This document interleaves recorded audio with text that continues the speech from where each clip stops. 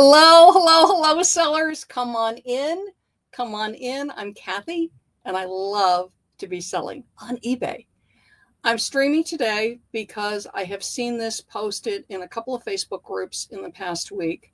And I do see it posted frequently.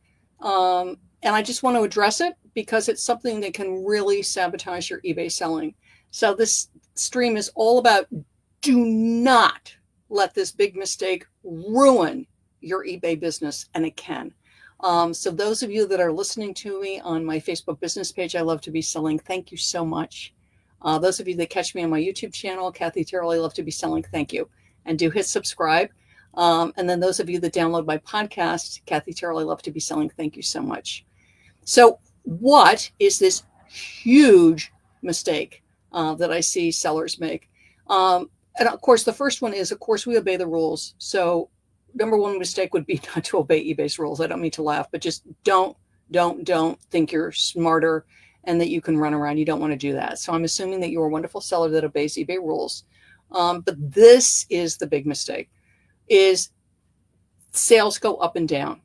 Your sales can slow down, and I'll see this regularly. Oh, my sales are slow. My sales have stalled. You're used to a certain amount of sales, whether you're a part-time seller or a full-time seller. You're used to $50 a week or $100 a week or $200 or $2,000. And especially when you get to the bigger numbers, smaller sellers are like, oh, I wish I was, worrying about getting the $2,000 a week sales. Well, a lot of times when people have that much sales, it means they got a lot of money tied up in inventory. They might have warehouses, they might have employees, they might have help that they're paying. So they've got those concerns. Okay. So all of a sudden your sales drop. Okay. And you go, what do I do? How can I handle this?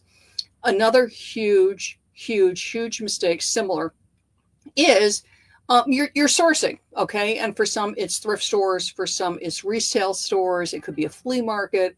It could be retail. I do a lot of retail arbitrage. You go into a regular department store or a brick and mortar store. You hit the clearance racks and you buy and you flip, okay? You hit flea markets. You do retail arbitrage online. You buy off eBay, you buy off Poshmark, you buy off Mercari, things that you, from your knowledge of the items, is you're going to flip it. You're going to do well. So you're typically, perhaps you're used to spending $50 a week on inventory, or $100 a week on inventory, or $200 a week on inventory. And at the beginning, it's going to be smaller. And then all of a sudden you walk into, and this actually happened to me, you walk into the thrift store, the retail store. You might be sourcing wholesale, and you get a new wholesale account that you can have. And you're used to spending a certain amount of money. And you have a certain amount of money that you typically keep on hand for buying inventory. And all of a sudden you have the opportunity for a much larger buy on something from what you can see is quite lucrative. Okay. This happens, just for if you're sourcing wholesale, a lot of times the first time you purchase from a wholesale source, they're going to want a certain threshold. They're going to want you to buy at least $400 or $500 worth of merchandise. I was at a wholesale event. It was ASD, by the way, which is a great event out in Vegas. And this one retailer, they wanted $10,000 for the opening buy. And I was like, I think I'm going to pass that one by. So I was like, that's a no.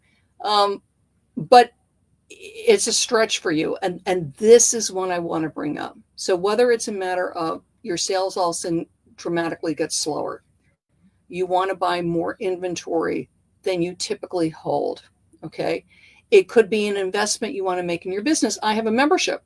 And years ago, I wanted to learn more about running memberships. I have a membership for eBay sellers, love to be selling insider, and learn more about creating memberships, running memberships. There was a really good course I wanted to take. It was several $1,000s, and I saved. I very much wanted to take the course, but I run a cash positive business. So I saved for a year and a half, and then I was able to take the course, which I liked. So this is the mistake, is that you think things will never change, right? I'm always going to make that 50 a week. I'm always going to make that 200 a week. I'm always going to make that 500 a week or 2,000 a week. And you're not keeping sufficient cash reserves. And whether you're doing 50 a week or 20 a week or 500 a week or 1,000 a week, I really, really, really encourage you to keep, I call it my stash. Okay. I have a stash for inventory. And it's actually a separate account from the account that I use, like for paying for shipping and just, paying my eBay store subscription. I have an account that's coming out of. I keep a separate account for what I call my eBay stash.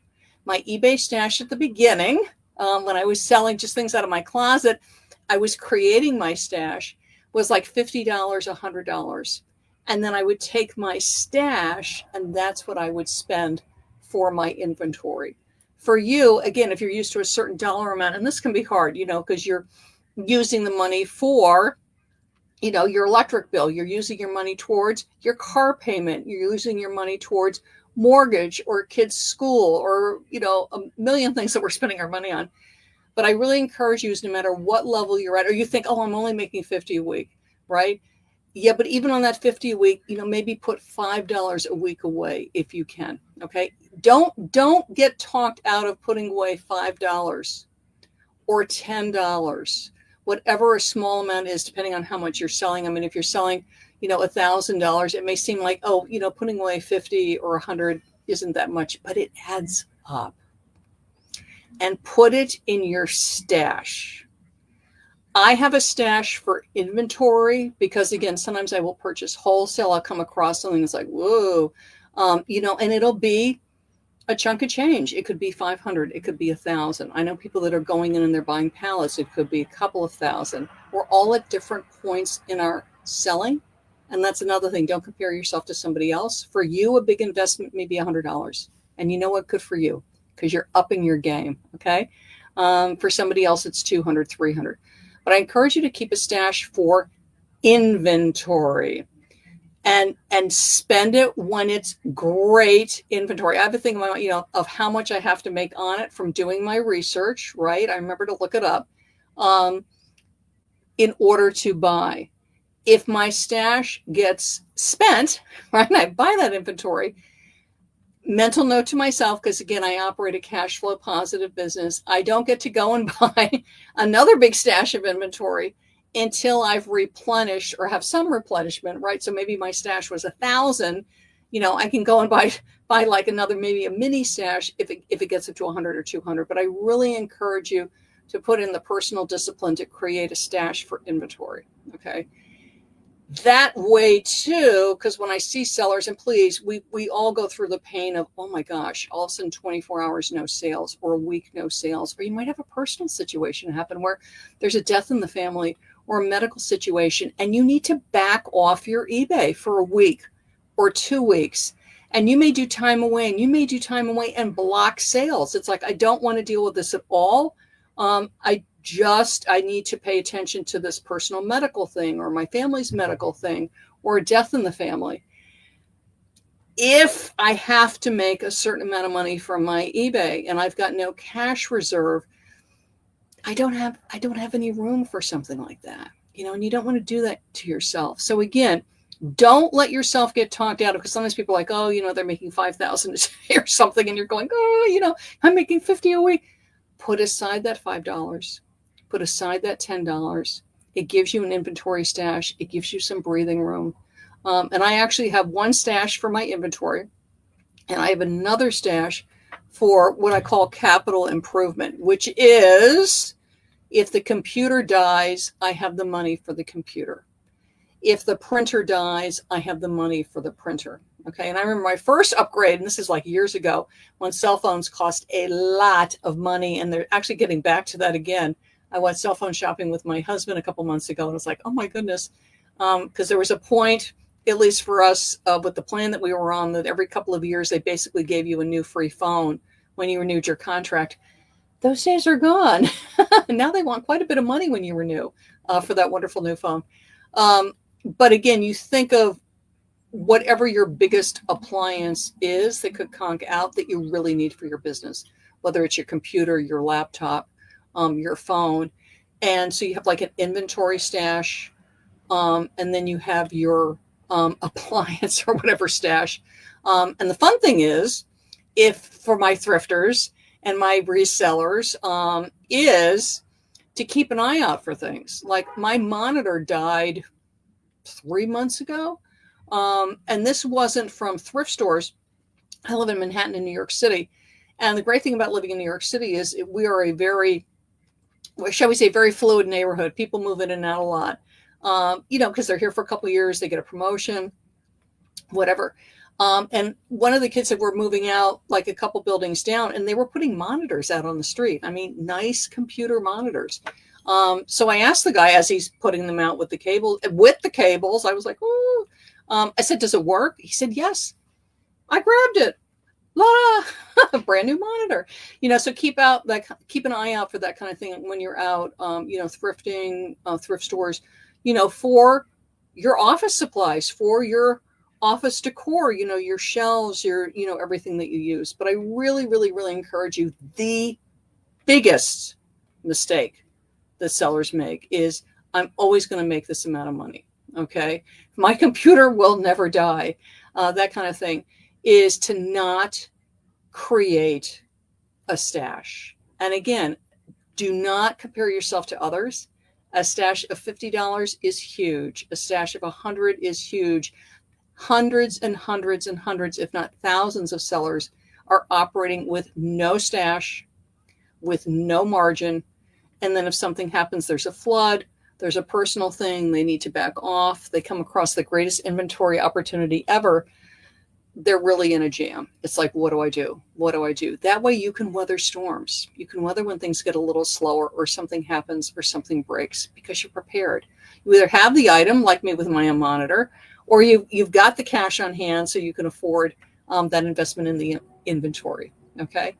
Now, should the sales slow down, or I'm coming off a time away, I took off some personal time for a personal reason, could be medical, could be grieving a family member or a dear friend, is getting the sales back going, getting the traffic back to my listings, getting interest back on my eBay. And what can really, really, really help you with that is social media. And social media is free, which is why we love social media so much. I've got a free tip sheet for you, the eBay Seller Essential Social Media Cheat Sheet. It's on my website. I love to be selling. Grab it. Social media does not need to take a lot of time. It can be literally 15, 20 minutes a week, and it gets you traffic. Okay. People are on social media. I don't know if you noticed the flurry of people getting alarmed with TikTok getting blacked out this past week, but people love social media. They're on social media. So doing some work on social media to push out your products is time well spent, and it's free. So grab my eBay Seller Essential Social Media Cheat Sheet. It's free. And my dear, wonderful seller friends, create a stash. Okay? I'm Kathy, and I love to be selling. Bye-bye, everybody.